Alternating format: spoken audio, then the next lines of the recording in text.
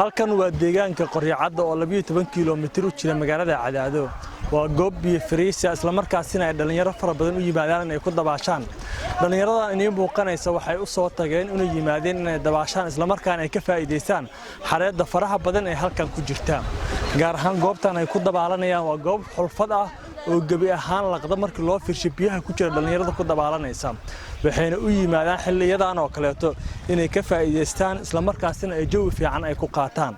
waxaynu arki doonaa qaabka dhalinyarada ay u dabaalanayaan iyo sidoo kaleeto faa'iidooyinka ay ka helaan xilliyada ay yimaadaan halkan aniga Umar Abdi Maxamed waxaan ka yimid magaalada Gadoolabe meeshan ayaan u saddex tagay waxaan u tagay inaan dabaasho insha Allah dabaasho ay hagaagtay marka koowaad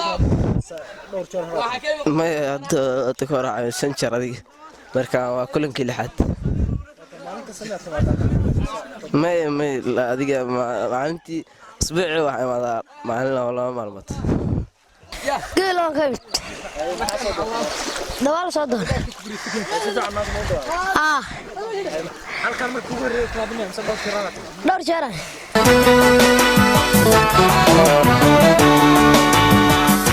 يا جو بروا